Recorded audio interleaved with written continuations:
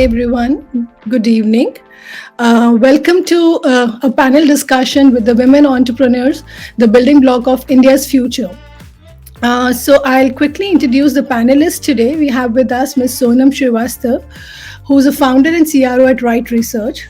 Sonam is a globally recognized researcher in the field of machine learning in finance and quantitative investing. Her role as a female entrepreneur has been the most engaging and fulfilling in her career. As an entrepreneur, she makes business decisions true to her vision that has worked well in the big bad world. And there's nothing more fulfilling than that for an ambitious woman. We also have with us Ms. Unnati Gajal. She is a senior woman leader at Hanu, an inside company. As one of the youngest women globally to help global marketing for a technology company, Unnati is known to be a tech marketer who brings the right balance of creativity and analytics to the job.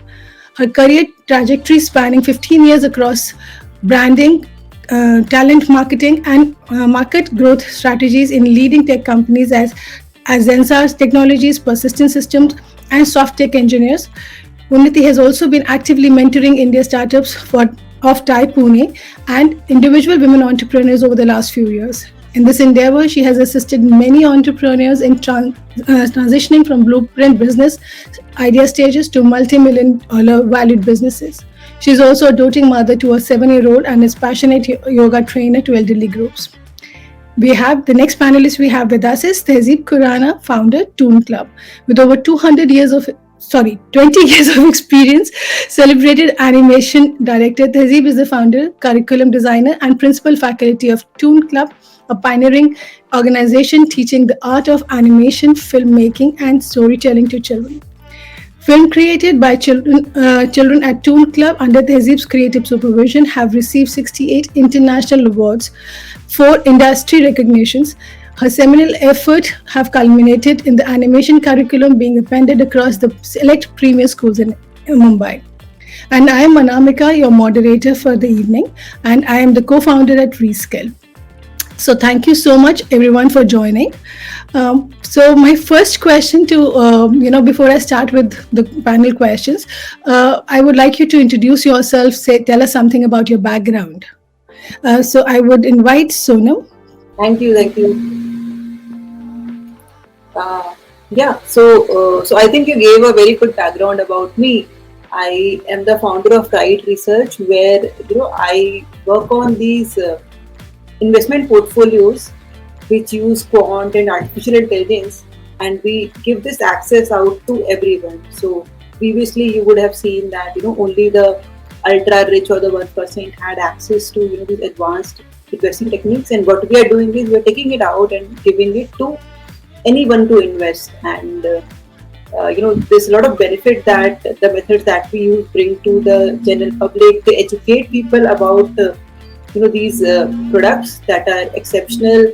They give them an opportunity to generate better returns. They create wealth creation for the general public, and so that's what we do. We're really passionate about this field. We love the research work, and we love interacting with our customer base. We started from scratch around 3 years ago, and now we've grown to more than 10,000 active investors and more than 250 crores of assets that we manage. And we're looking to add more women to our portfolios and grow our journey along with empowerment of women in finance. That's nice. Thank you so much. Now I would invite Tehzeeb to introduce herself. Yeah, hi.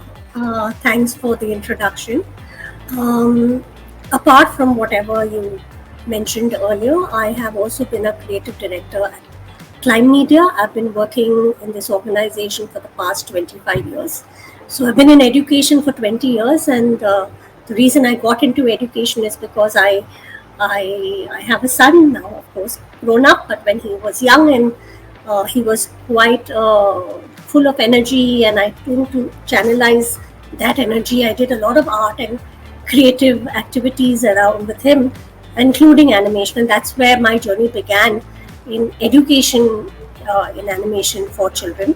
But I'm also a professional animation filmmaker, and very recently we embarked on a new venture called Animela. It's an international In fact, the first of its kind in India. It's an international festival for the AVGC sector.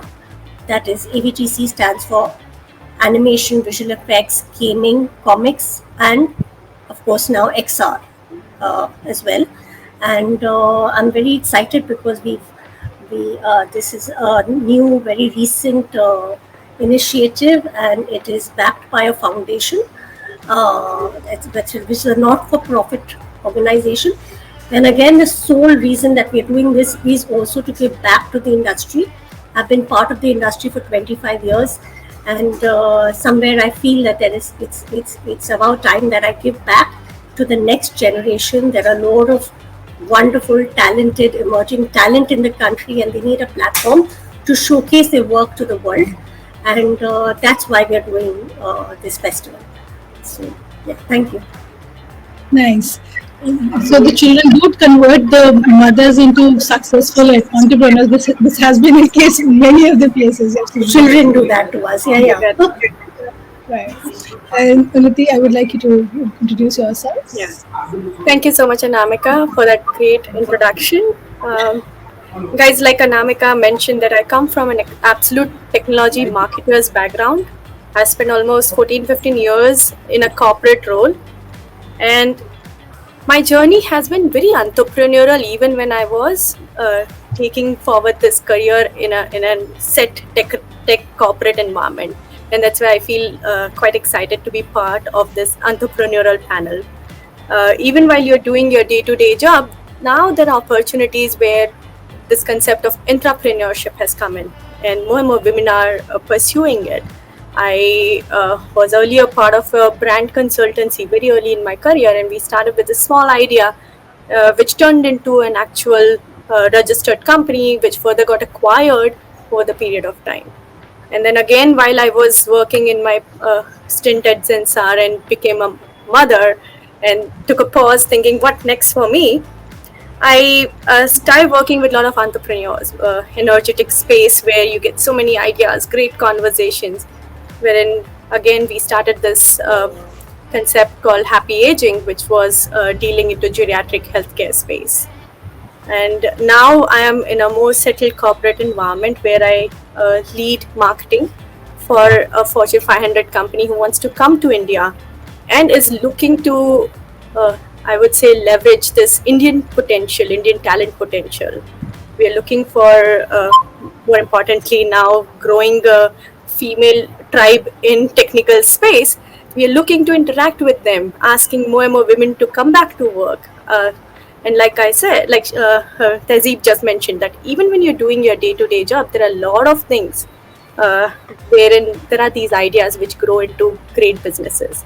And those are the kind of talent that we're looking for. So quite excited to get started with you all, and I'm guessing it'll be a great panel.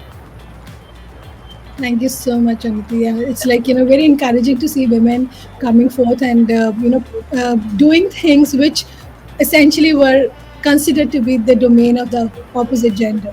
So it's really nice and encouraging for all of us. Yeah. So I'll start with my panel questions now. So Sonam, I have a question for you here. So recently there was a survey conducted where women were asked about who makes their financial decisions for them. And as per that report, 85% of women said it was a male member in the family who did it for them. So how do you see this situation changing in time to come? I totally am rather appalled by the survey, but on the ground, the situation sort of is even worse, is what I would say, right? So we, like I said, we have so many clients that we, on the retail side, that we deal with, and hardly 5% or 10% of those are women, and even among those women, we see it is mostly the male counterparts who are taking the decision. So it is concerning. But I'm still a little optimistic about the future. I think the situation could change because of a number of factors, right? So first thing is that we need to develop education and awareness among women. There was another research study done which said that women end up being better investors than men because we're inherently conservative. We tend to be risk averse, right? So if women are given the correct educational curriculum and they understand what the financial market is all about, it can, work to their advantage, right?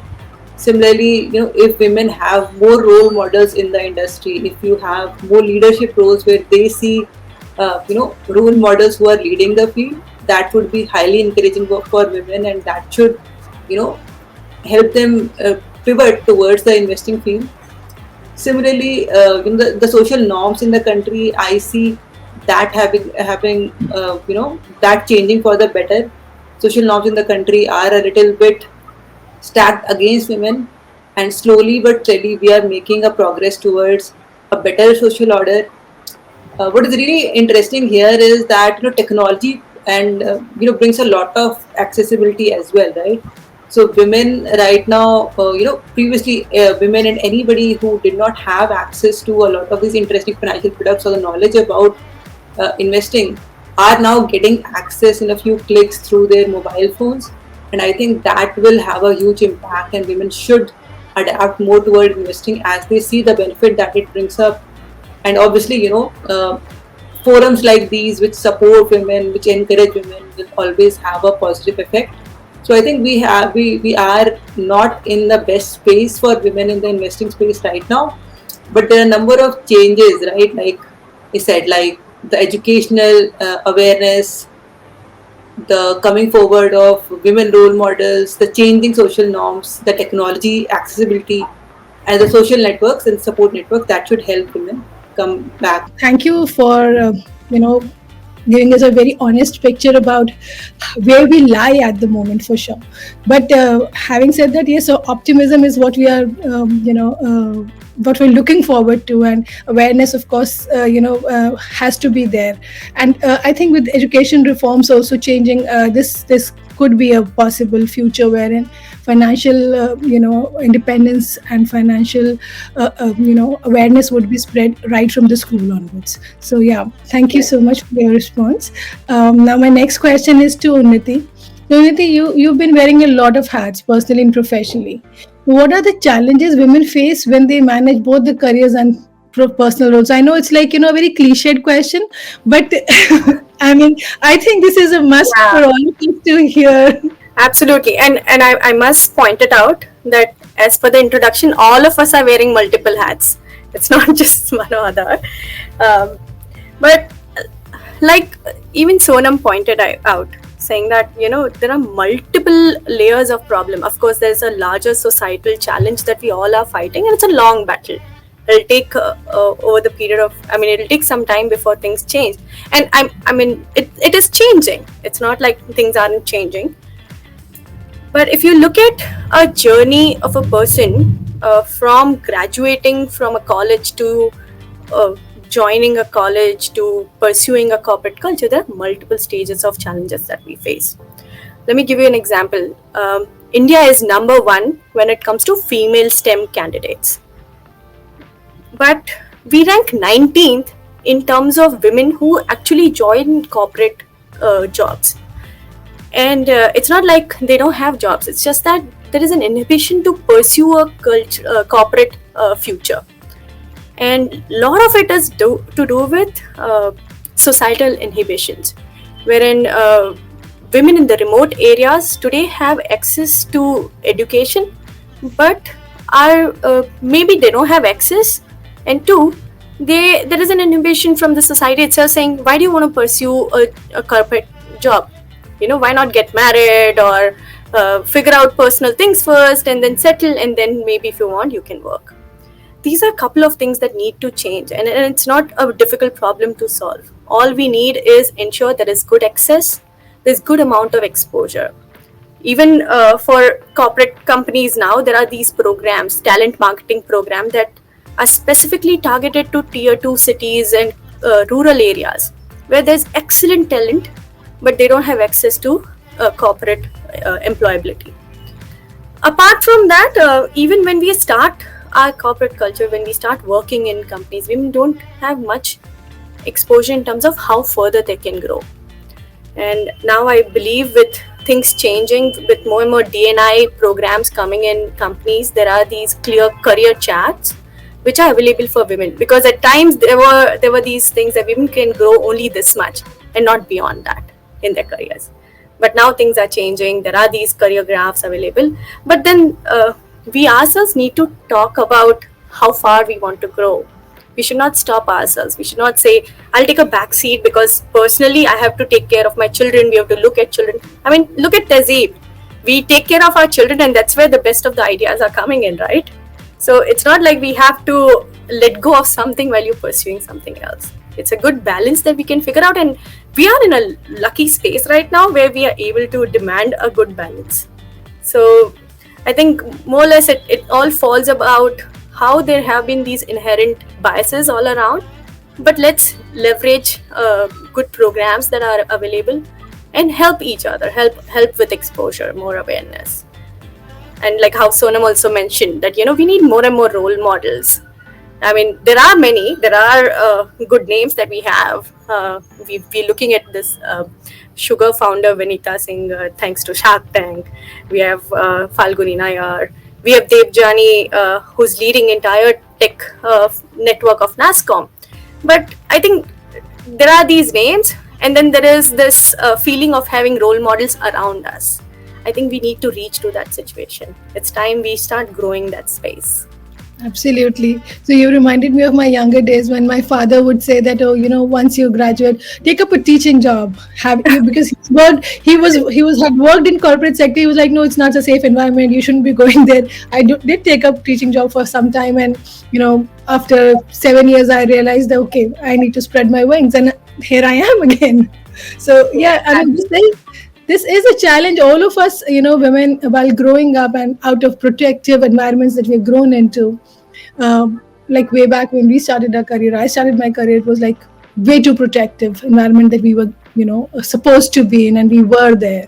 So yeah, we have transitioned from there. I see a lot of women moving out, but yes, the ambition to kind of, be there also has to be within us. Correct. And thanks to all the support system, let's not forget that. Be it in the offices or at home, we have figured out a settled environment where we can grow. So I think let's just start focus on growing now. Absolutely, yeah. So my next question, Tehzeeb, I would be, asking you. So, with 68 international awards and 4 industry recognitions, how does success sound to you? So I think this just validates the work that I've done. The awards actually, yes, of course, they feel good. They feel they put you in a position where you can make a difference.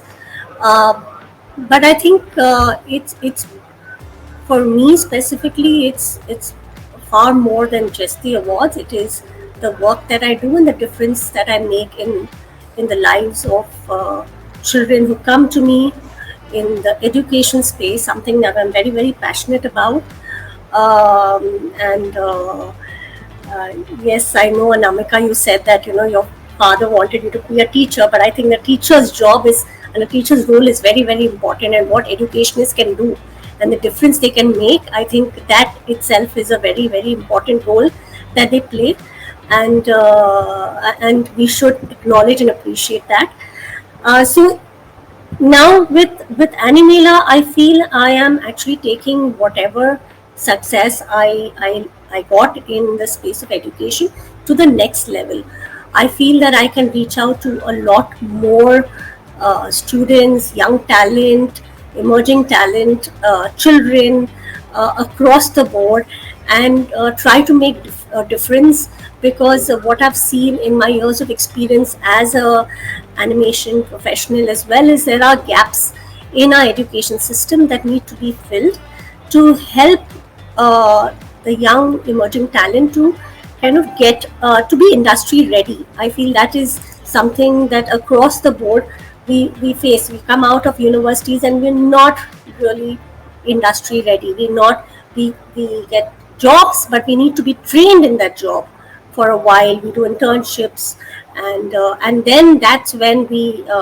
So I think all universities across the board should focus on making students industry ready, and so that when they come out, they're not like lost in a world where they don't know what to do. It's almost like, there's a lot of fear, inhibition at that time with the young generation. I think that support needs to be given to them.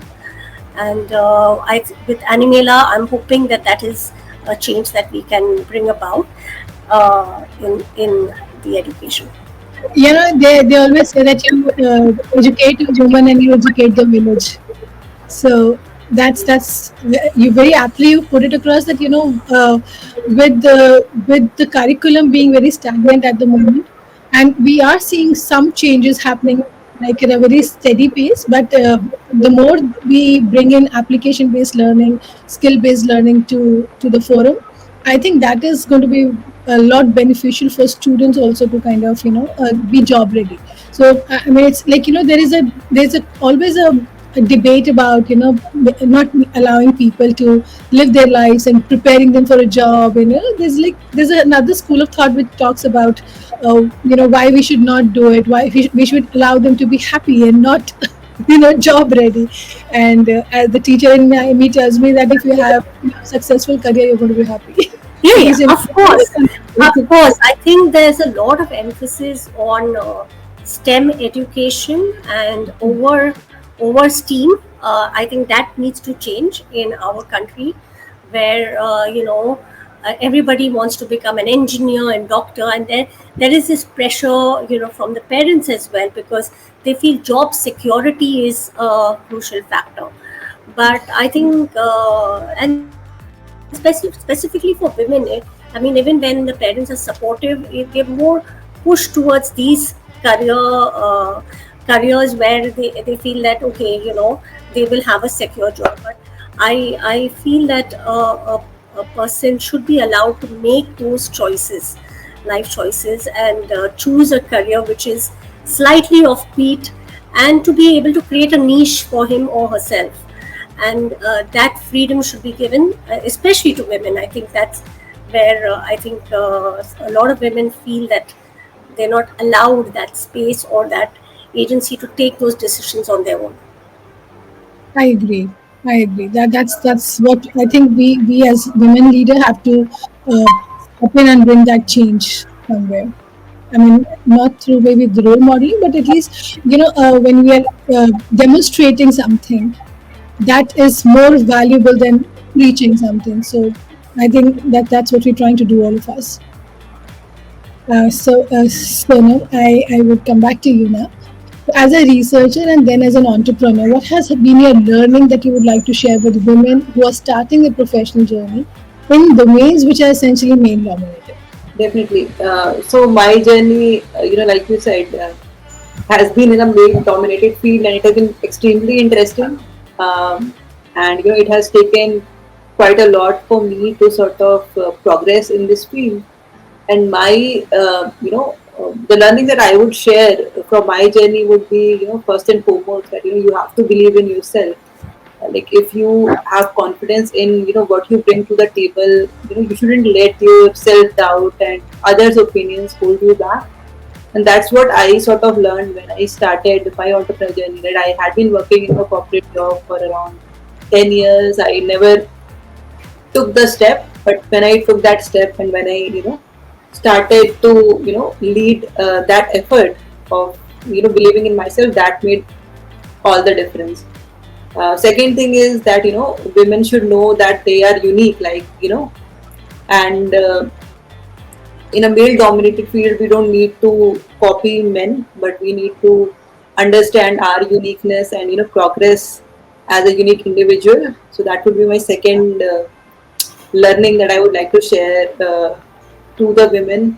Also, building a strong network is extremely important, right? So build a network of people who encourage you, who help you in your personal as well as professional growth, who open doors for you in terms of new opportunities. So that would be another important thing that women should learn. We should always be continuously learning, right? Even with decades of experience in this field, I have something to learn every day, and something new comes up every day. And that is what makes me excited about what I'm doing. And I would encourage people to have that mindset, that they keep on learning about what they about their fields, and what new things that they can do. And most importantly, we are in a field where we are in a minority. So, we have to be resilient, we have to speak for ourselves, we have to stand in front of the obstacles that discourage us, and find opportunities to grow ourselves. And obviously we as women have to support other women, and that's how we will get a bigger piece of the pie. So that would be my advice to young women who are starting their career or who are coming up into the field, that you have to leverage your network, you have to keep on learning, and you have to be extremely confident about yourselves, and become a role model for other women, and you support other women, so that we can grow the community of women who are in the leadership positions. Can I ask you one more question to follow up with this? Definitely. So, what is your thought on sisterhood?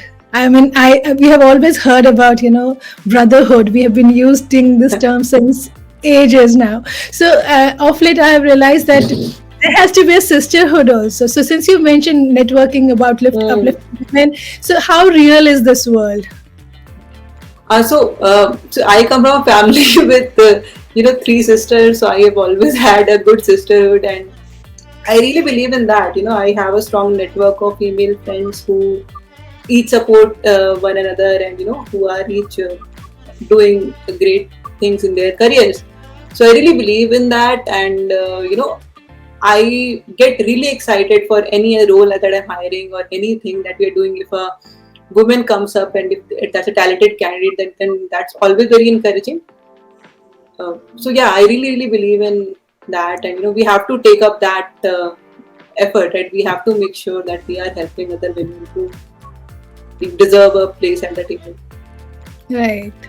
Thank you so much, because this was one question, like, I mean, I discovered sisterhood very late in life. So, yes, it was a more of a personal question that I asked you, because, and I realized that it is amazing to have female friends, and because one like Tehzeeb mentioned that we all have a kind of idea. So when we are raising kids, and Unnati is also mentioning that when you're raising kids and all, we I are more or less idea factories.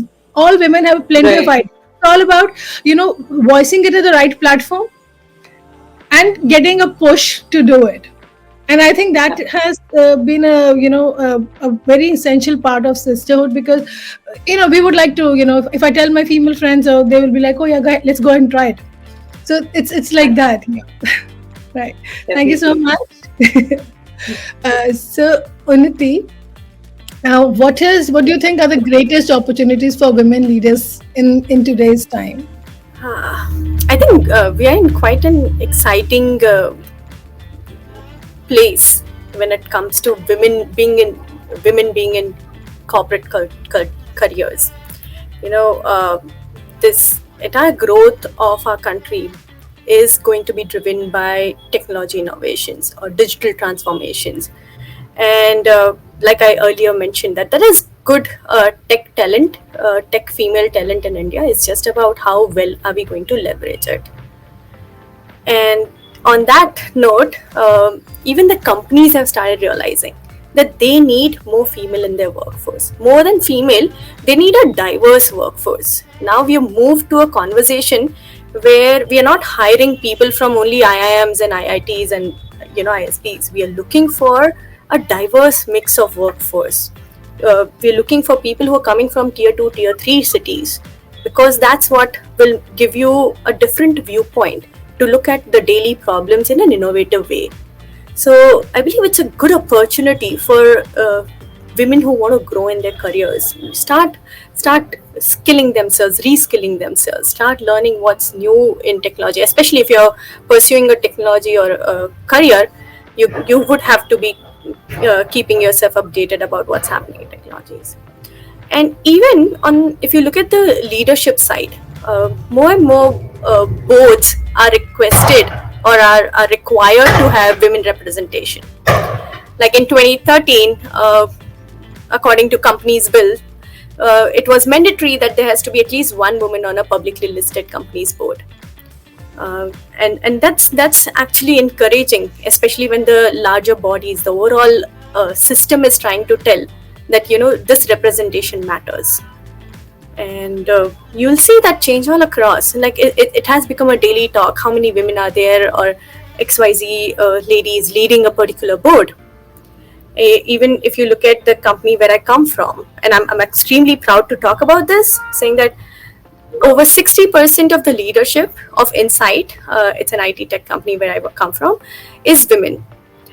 It's one among the only four, one among four Fortune 500 companies where they have a CEO and a CFO who's a woman.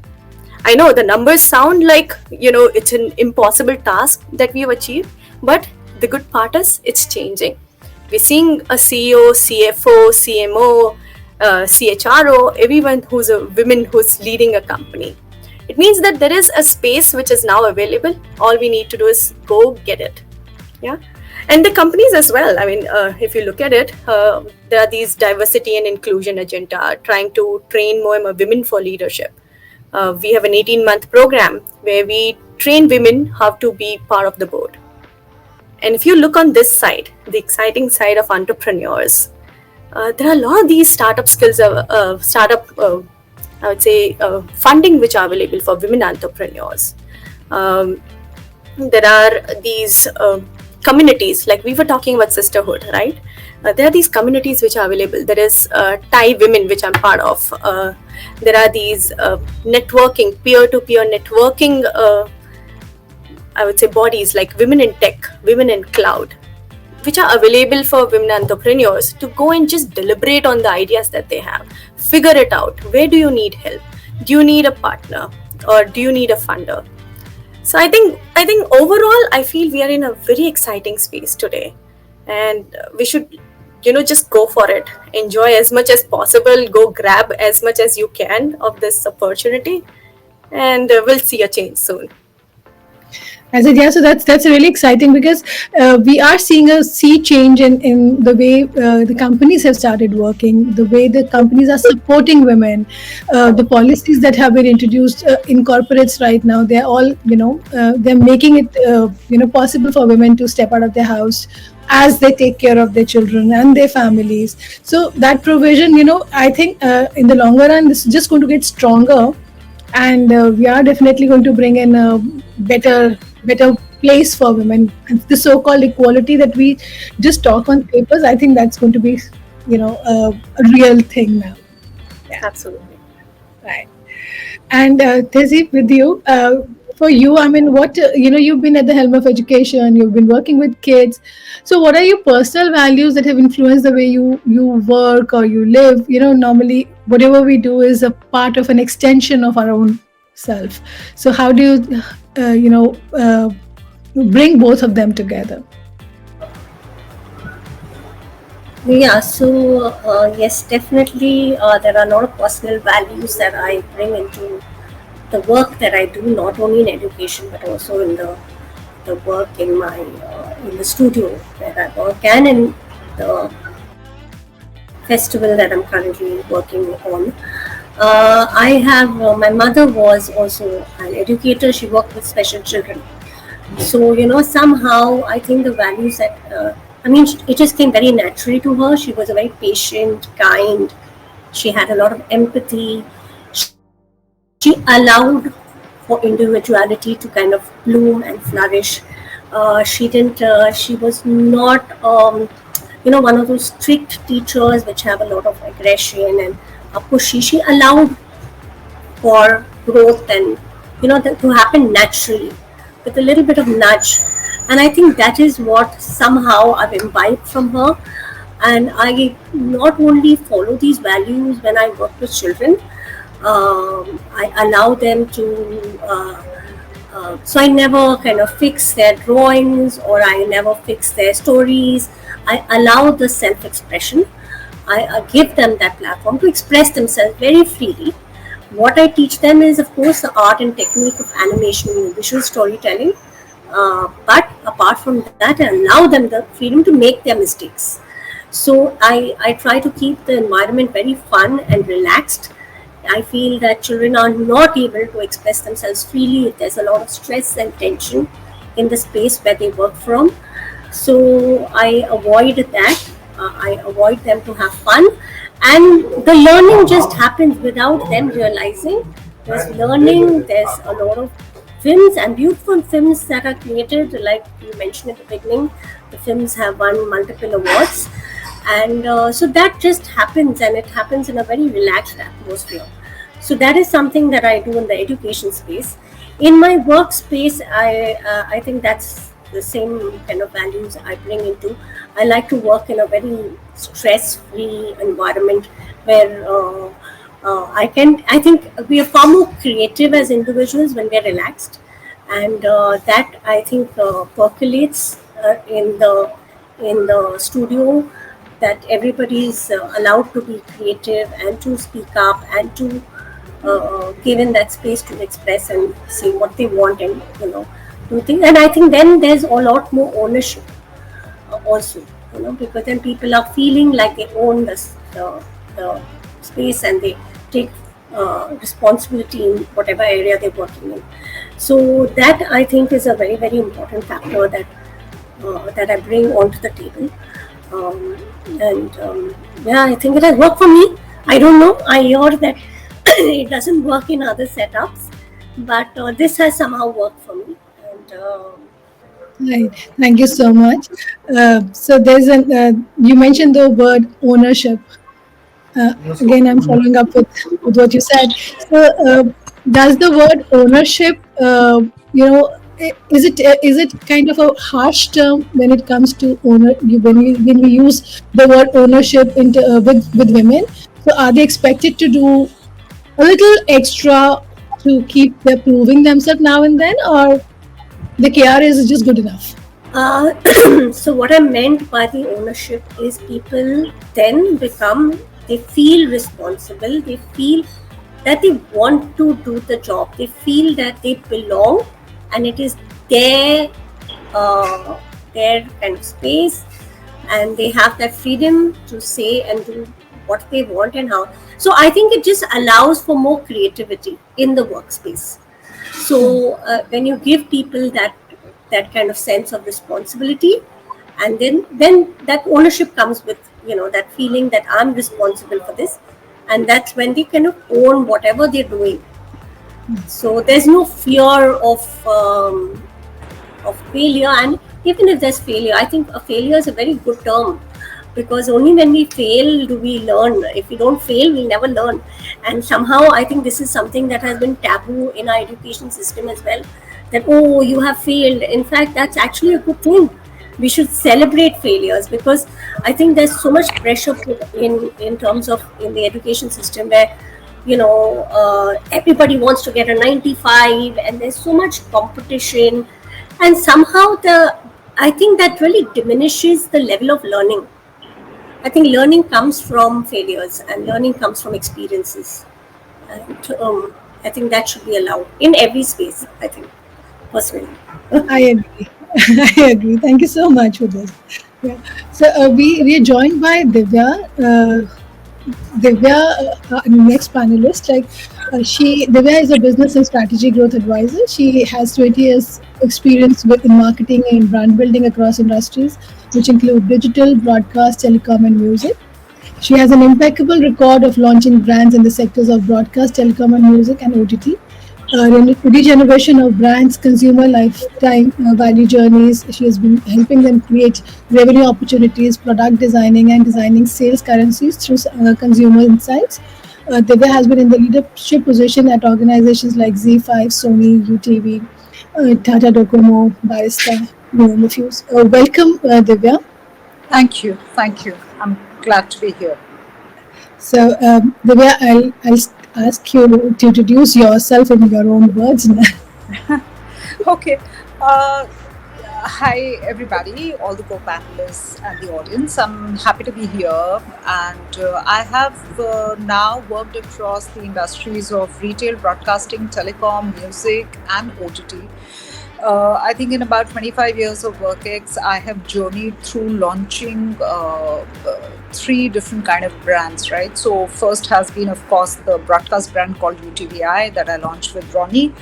The second has been Tata Docomo, which has been a great telecom brand from the house of Tatas. And the third has been Z5, which I think we all know today with OTT becoming a mainstream cinema. And the last assignment for me was heading business for Alt Balaji, which I did for about 4.5 years over there. And since then, I have been sort of working as an independent business growth and advisor with various food tech, OTT, gaming, and Bollywood and other languages cinema platforms. So I work with multiple apps right now, and my basic job is to advise them on how to grow their businesses, how to strategize better, how to sort of evade as many loopholes and as many downfalls you can. So yes, that's largely what I do, and I'm very happy to be in this forum and to meet all of you. Thank you. Thank you so much, Divya. So, in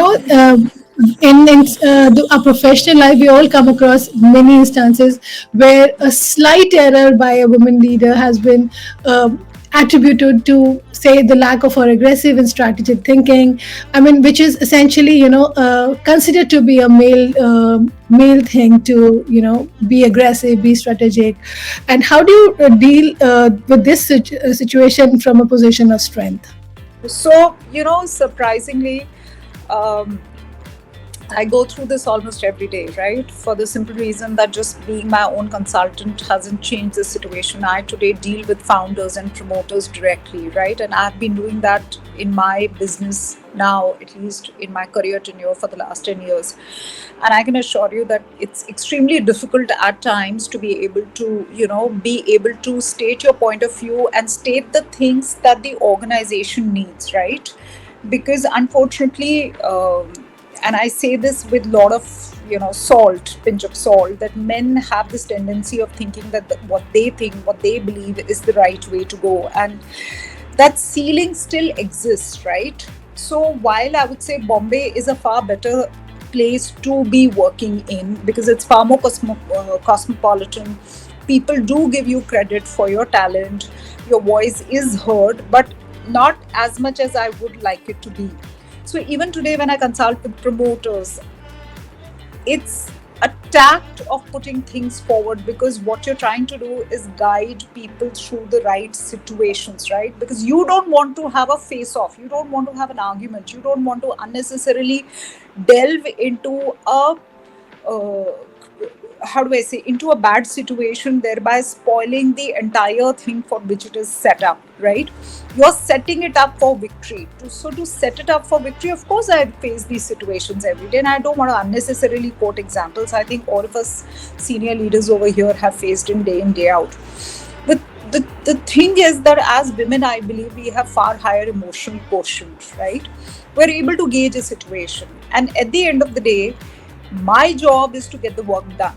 So if I have to get a particular work done, and if I know that this is how I can put it forward, this is how I can explain it, and this is how I can achieve the end goal, then I would rather do that rather than pure play aggression, because that's not going to get you anything, right? I have seen a lot of corporate discord happening because of pure play aggression by supervisor to junior, or between compatriots, or even understudy talking to a boss like that. My thing is, it's energy wasted. Nothing is going to come out of it. You will just have a fighting or a shouting match, and at the end of the day, nothing will get achieved out of it. And these are the tough situations where I, as a woman, have to learn to keep my cool, apply my emotional intelligence, and say, this is not going to achieve anything. In fact, I just went through it. I was in a very intense meeting before coming here, and that's why my apologies, I got late. But I got what I wanted, right? It took me an hour, but I got it done without aggression, with clear logic, with clear persistence, by ignoring the barbs I did not want to listen. because I had to achieve what I had to achieve. I may be a growth consultant, right? But my fame or my reputation also depends on what I deliver with these projects, right? And that's how people talk about you. That's how people say, okay, work with her, had some amazing experience. I believe you should work with her. As a professional, these are things that you need to keep top of mind, right? What you deliver is going to count. Today, if I have a reputation in the industry, is because I deliver. And you can't deliver if you get into pure play aggression. It has nothing to do with a man or woman. Your side should always be on the end goal that you want to achieve, right? Now, you may need to take multiple routes to get there. So be it. You're a professional, right? That's really enlightening, so no, very often it is, women are told to hold their horses, get down from the high horses and all that. So it's a very refreshing thing to hear that, No, yeah, but it's that's what I'm saying. It's okay because the other person is just trying to bait you, right? The other person is just trying to put you down, bait you, and make you lose sight of your goal. If right. only you can keep your cool at that point of time, then you might achieve your goal, which I actually, surprisingly, you asked me this question, and I just did this in a couple-hour long meeting. The meeting ended with those guys agreeing to meet them and take the project forward, right? I got what I wanted to do. Right. So basically, these are all bait strategies. And we don't have to give in to Don't that. fall for them. As smart Yeah, women, the last thing you should do is fall for such fall for strategies. such things. Yeah. And sometimes, it's just kind of healthy or happy to say it in your mind, not my circus, not my monkey, and Absolutely. do whatever Learn to you have tune to out. do. Learn to Yeah. ignore. Right. That's right. That's true. That's true. Yeah. So also, there is like, I mean, since you've been working in this industry, which wherein you encounter a lot of male, contributors and all.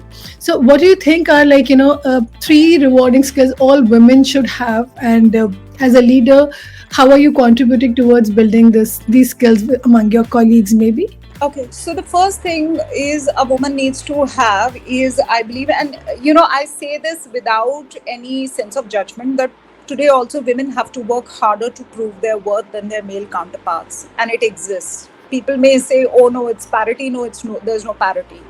I need to work harder and be more available than my counterparts for me to be assessed correctly. That is very much the law of the land, at least in the industry of digital OTT gaming, and other areas of digital that I belong to. So the first thing that I tell the women who train under me, right? A lot of women across many corporates work with me, and they ask me, "How do you do this?" I said, persistence. You have to be persistent. You have to have emotional intelligence. You need to know when to approach the person to get the job done. You have to be persistent because it's your work. He's not dying to do your work. This is your goal. You need to persist to achieve your goal. And the last thing which I keep telling is, do hard work with smart work. Don't do gadha majuri. Please don't do gadha majuri. If you can find a shortcut, if you can do smart work, if you believe that this will get the goal done, please do it by all means, right? But don't sit back on smart work alone and just keep trying to do hard work, because at times you just might be walking that path which is not leading anywhere. So these are the three qualities I tell people: persistence, emotional intelligence, and hard work with smart work. And this has always worked for me across 4-5 industries I have worked in, right? Uh, I stand by these words. Thank you so much for this, beautiful answer. And now I'll be moving to Sonam again. Sonam, so what is your the biggest aha moment so far? And I would like to all of you answer, if you could answer this question for me. What's been your biggest joyous moment? Yeah, so I mean, becoming an entrepreneur for me was a big aha moment, right? I always aspired to do a lot of interesting work in my field that was not prioritized in larger organizations. So becoming an entrepreneur, pursuing it, and seeing that succeed, seeing that adapted by a lot of people was a huge aha moment for me, right? So the work that I do, which is using quantitative and data-driven methods in finance, is something that people did not do at mass in India, right? When I used to talk to my friends about this is what I'm trying to do, they would say, do people do that? Is it something that is real? And now, we have thousands and thousands of people who sort of want to work on this stuff. So I think that has been a biggest aha moment for me. Great. Unnati, how about yours? I really can't think of any aha moments. I feel, there would be multiple aha moments. Every time, even the smallest thing that you put in so much effort in, and normally it gets unnoticed, and when it gets recognized, you kind of feel that, you did something. Be it, I remember very early in my career, I got a note from the CEO appreciating the work that I put in for 6 days running an entire event, which was on the other side of the globe, remotely doing it. Or personally speaking, also, when my mom takes screenshots of all my career achievements and puts it on her WhatsApp status, those are also aha moments. Yeah. I Right. think life has to be filled with aha moments. Right. That's true. That's true. Tezib, how would you be addressing this? Yeah, I agree with Unnati. There are several, but the Uh-huh. two that come to mind is that I think the first big breakthrough that I had in my education space, because I was doing a very different kind of education. I was doing animation education and with children, so there was no one else doing that. And schools were in the initial years, it was a challenge to get to schools and convince them about the art and visual storytelling curriculum that I had designed, and to convince them was a big challenge, because everybody wanted to teach computers, and at that stage I felt like I could have easily done that. I could have easily taught computer animation, but I didn't believe in it. I didn't believe that was the right way to go about it. So I kind of stood my ground, and when the first school I started my little program with children went in 2003, but the first school to be convinced to take this forward, that happened within a span of 1 year. In 2004, one of the top leading schools in Mumbai, an international school, agreed to make the program a part of the school curriculum. So that was the biggest aha moment for me. And then there was no looking back. A lot of schools, I've worked with a lot of schools and taken this forward. And now the second aha moment happened when the new education policy was rolled out, and they said that this is going to be something that is going to be taken forward in across India in schools. And I think it's very important to encourage art and creativity in schools, which hasn't really been the norm in the past. So this is definitely the second aha moment for me. Great. Right. Divya, what would your aha moment be like? Uh, honestly, I think aha moment for me was having my daughter. I don't think. I love my work, of course, yes, and I excel at what I do, and probably that's why people appreciate me. And and I mean, I can say that I've launched 3 brands. That itself is such a high, because you're launching a big OTT platform like Z5, then you're launching a big telecom brand like Tata Docomo. It's madness when you're launching platforms and brands, and it's a great teamwork and good gig.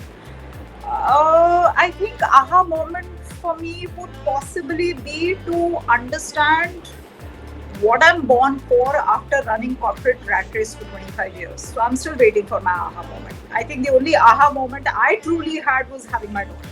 Honestly, that's how I would say. That's really nice. Very sweet. Yeah. Good. Tezib had at one point mentioned something about failure. So, what has been your favorite failure so far, and what has it taught you? And how has it transformed you?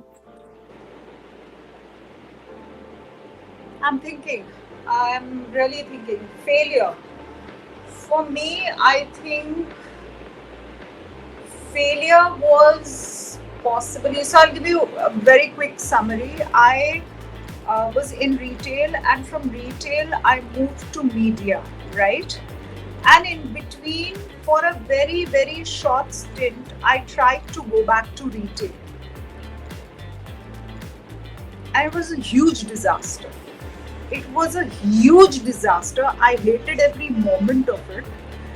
I think I hopped out of there in 10 days saying, I cannot do this, I'm sorry. I thought I can because I've been such a retail base, I did it for years. Uh, I think the learning out of that was that as you evolve in personal and professional life, there are some milestones you better get done and over with.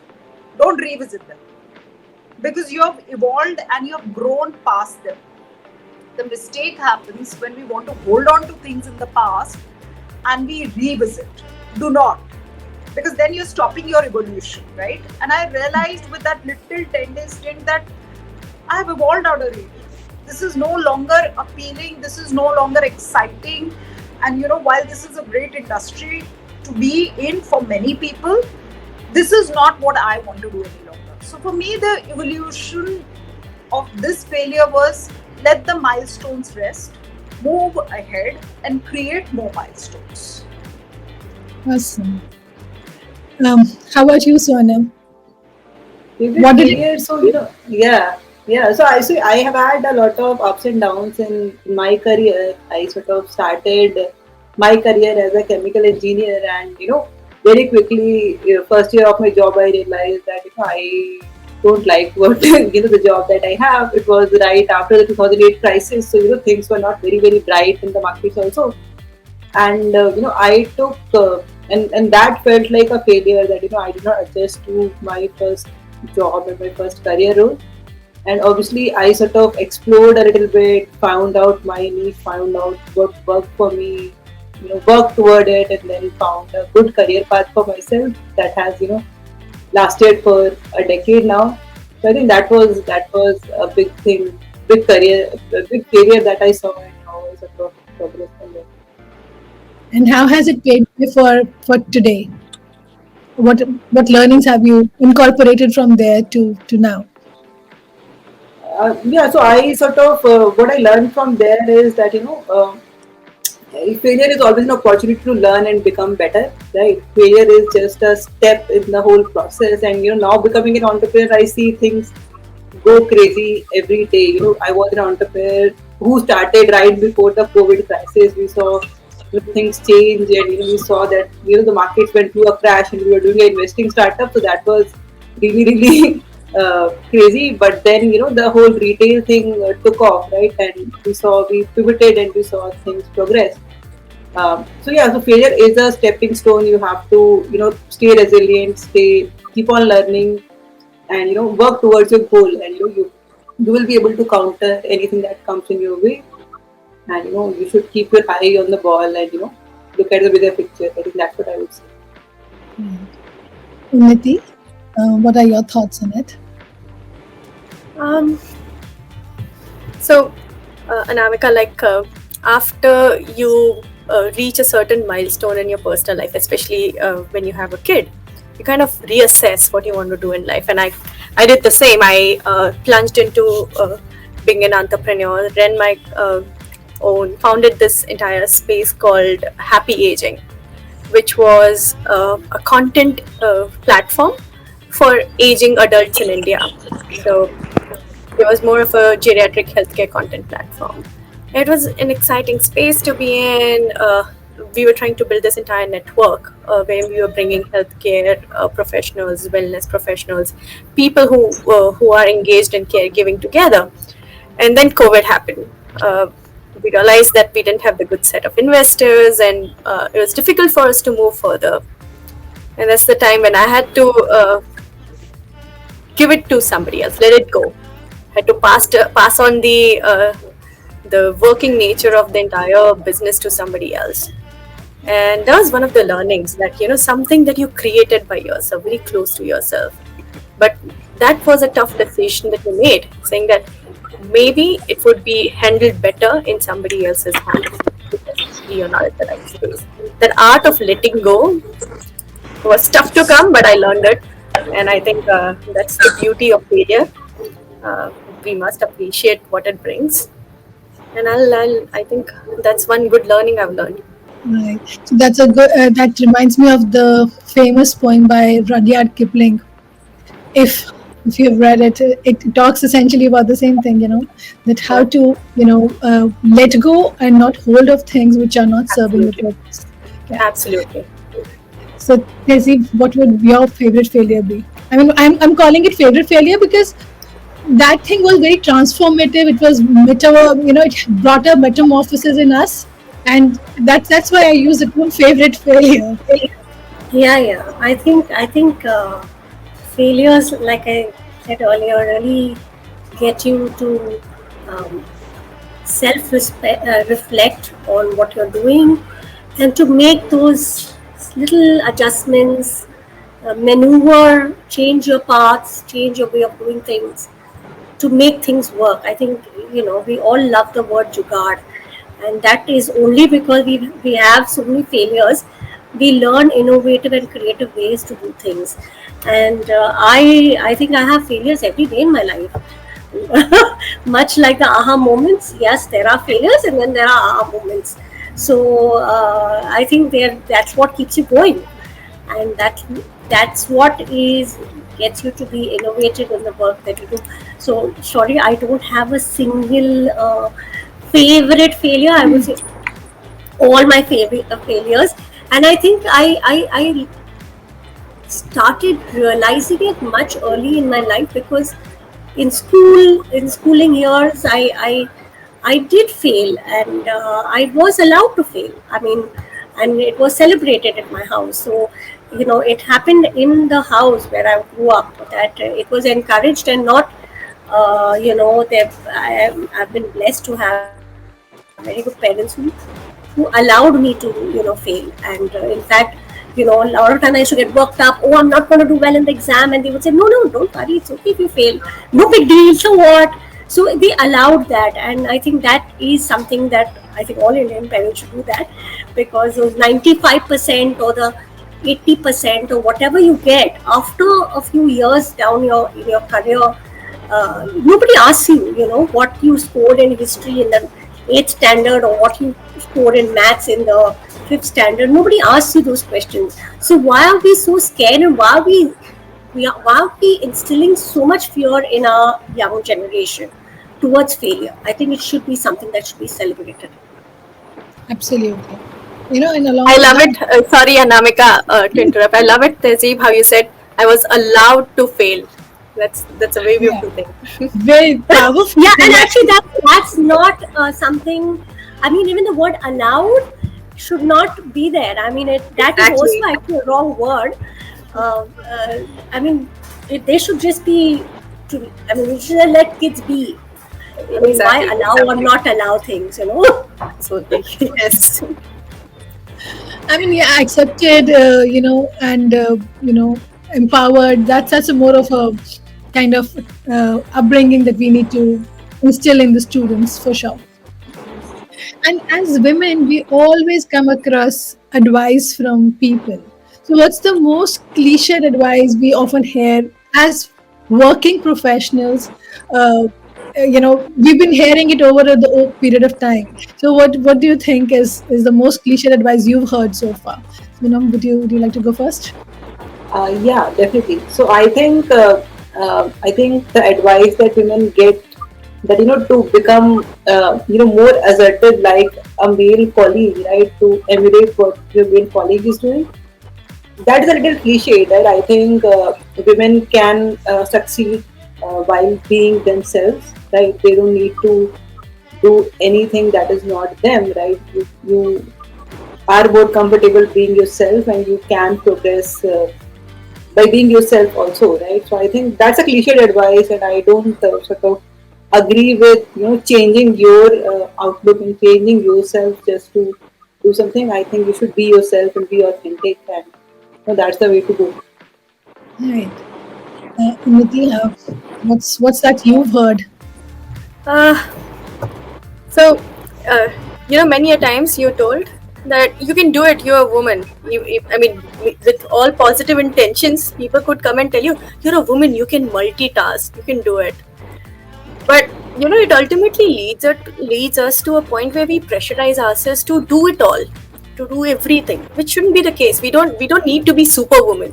We need to be women. We need to be just individuals ourselves. Yeah, we need to just delegate things. I mean, pass it on to others. We don't need to do two jobs at one time. Uh, we could just ask for help. I mean, I could be a working professional and a mother, but it's okay to get a nanny. It's okay to figure out a cook, to get a support system. We don't have to do everything. We don't have to be a superwoman. So even if somebody comes and tells you with all good intentions that you're a superwoman and you can do it all, let's just pick our own piece of pie that we want to enjoy. It's a very powerful statement that you made, that uh, asking for help. And women have been raised to help and not ask for help. Most of the households till now, they will come up with this as a woman. Okay, right from childhood, the gender roles have been assigned, subtly embedded in us, right? And asking for help is nowhere in the picture. You don't ask for help because, oh, your mother did it, your grandmother did it, and everybody did it, so it should come naturally to you. So that's, I think, it's a very powerful statement to ask for help. I mean, that's Yeah, something that we have. true. I mean, things are changing. Like I said earlier in our discussion, saying that entire Absolutely. support system has changed. There's no specific role about, uh, a husband should do or a wife should do at home, at least. Where nobody is like a sole earner or a first bread earner. We're all equal now, at least in the support system at home. And Right. hopefully things are changing on the corporate side as well, where two roles would be considered equal, even if it is held by a man or a woman. Yeah, irrespective of the gender, we Absolutely. assign more, support to the role instead of the gender there. Yeah. Correct. Lizzie, what's your take on this? It's so interesting that Divya and Sonam said exactly the same thing about aggression, and I also said it in a different way earlier that we have to you know we have to just be ourselves. We don't need to be something else. And then Unnati said it in a different way that we just need to kind of retain our own identity, and we should not try to kind of prove things to others. We should and I think women as such, we're not as aggressive as men are, and I think that is an identity that we should retain.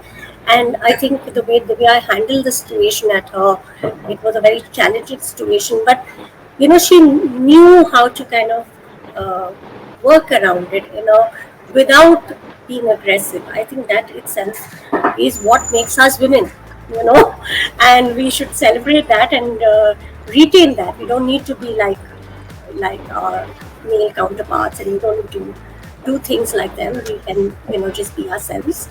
And so all of us are probably just saying the same thing in different ways. But yeah. Yeah. So, Divya, what has been the most cliched advice you've got? So I don't have many Maybe. advices. I think it's probably to do with the fact that I should stop them like this. I only listen to people who I believe are relevant in my life. But I think there are a couple of things that irritate me a lot, which is one, mansplaining. A man walking up to me all stunned, trying to tell me, "Oh no, you don't understand. This is how it works." Yeah, right, dude. Okay. So that's one thing which really, really irritates me, because by mansplaining, you've already undermined my intelligence. You've told me that I'm not capable of understanding, and you have to play this in between go person who's possibly taking out so much time and effort to explain that to me. The other thing that irritates me is actually more societal in nature, where women are equal culprits, I believe. How we raise our kids, who are making up a fabric of the society, where a woman is supposed to be perfect. perfect. So let me say this in so many words. I'm supposed to do a job like I don't have home, and I'm supposed to run my home like I don't have a job, right? I'm supposed to have these brilliant brain waves and do mind blowing work at a office, and my house should be spick and span, and my kid should be well fed and in the bed, and I should have taken care of him or her at every step. I have been shamed by my child's teachers because I could not attend a 2:30 middle of the afternoon PTA meeting on a trip because I couldn't drive down all the way from Z, quitting a meeting in between, to Juhu to attend a meeting, right? Nobody asked me why your husband couldn't come. Everybody said, oh, your child is not important enough for you. And these were women teachers, by the way. Huh? These were women teachers, not male teachers, who said these words to me. You're supposed to be the breadwinner, but you're not supposed to have the aggression. You're supposed to give it all, but you're also supposed to look very well put together and very well behaved at all times, because God forbid if you behave like a man and snap at at anyone, either in professional life or personal life, you're a PMSing woman. PMS hai kya? I am shocked. I am shocked at the societal expectations of a woman, and this is men and women combined, by the way. Huh? I don't want to put the blame squarely on men. These are women sometimes who ask me these questions, and I'm shocked. I actually said to someone, you're a woman. The last thing you should be doing is saying something like this to me or undermining my intelligence because my husband is saying something. I was shocked, and I'm being very, very honest about it. It's how we are bringing up our child, or how our mothers brought up their child. I'm sure some of us have male siblings, and how you bring up your kids is ultimately going to be a reflection of the society and reflection of how society is going to treat you. So it's a age-old generation thing, and if we keep pampering males and we keep telling women to excel everywhere, this divide is just going to grow. And it's, by the way, not in India. I mean, I have been abroad many times on multiple work issues, and I've seen abroad also women getting treated fairly the same way, maybe lesser than Indian counterparts. But over there also, everything squarely falls on the woman, and it's the woman who's the hysterical one, PMSing one. So it's a much larger issue. It's an issue of not these advisors. I mean, I can do without them. How is it that you're changing the fabric of the society is my question. And I think it's very important for us to at this stage let the young girls know where to draw a line, and the boundaries have to be taught right in the beginning. So this is something that I don't think we're not teaching the boundaries to the girls. That this is, be it at home, be it at work, be it in your college, as a matter of fact, there have to be boundaries. There have to be boundaries, and men have to be told to treat women with respect, especially the men that this generation is bringing up. How can you let the boy get away with X thing and the girl gets wrapped for everything? Why? It's okay for boys to come in the middle of the night, but the girls can't come in at middle of night. It's okay for the boy to eat and leave the plate at the dining table while the sister has to help mother with everything. Why?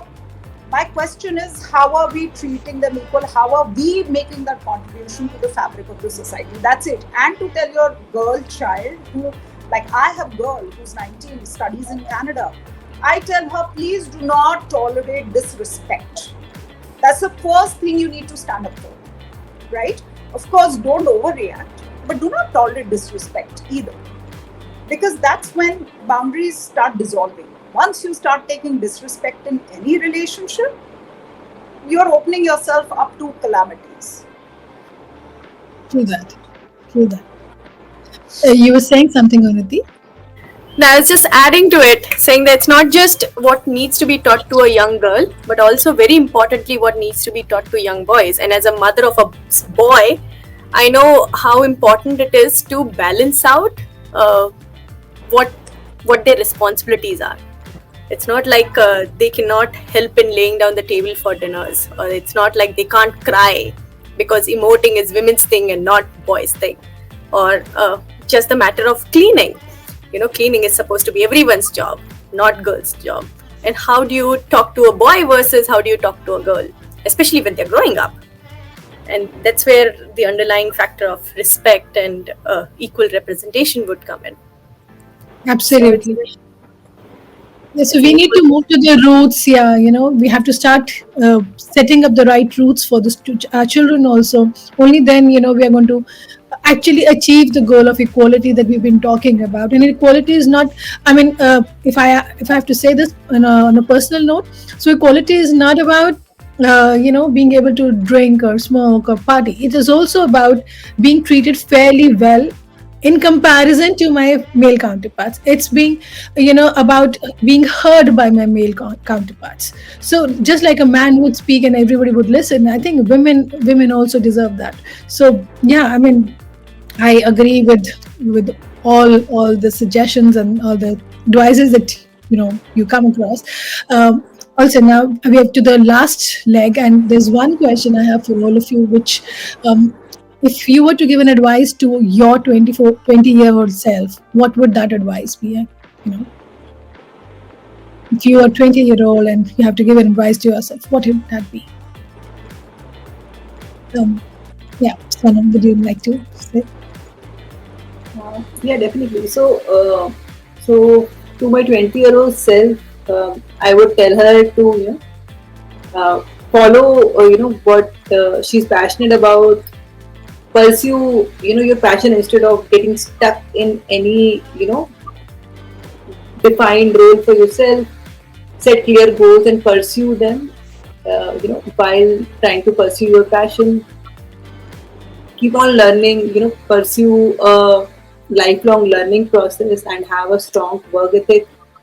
And like we said, like build relationship with your network, build a community for yourself, and cultivate strong women role models and a community of women that help you.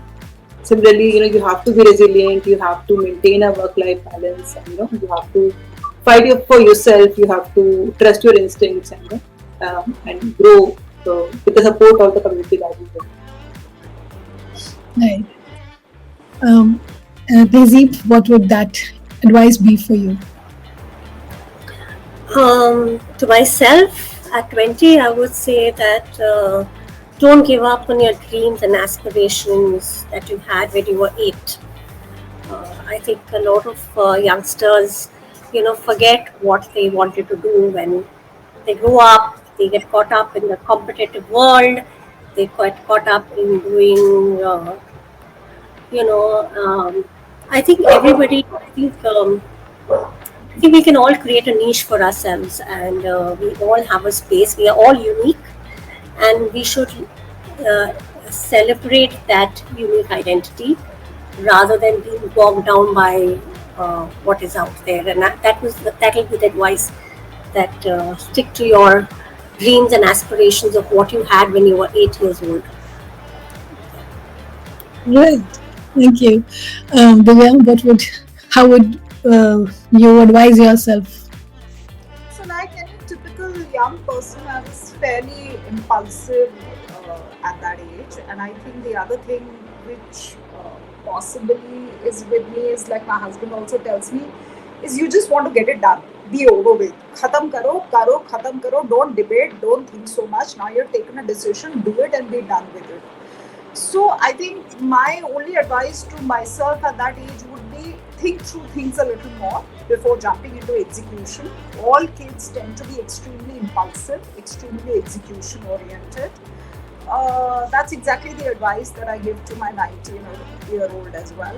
Think through it a little more. Give it a day. If you still like the idea, then okay, we'll figure it out.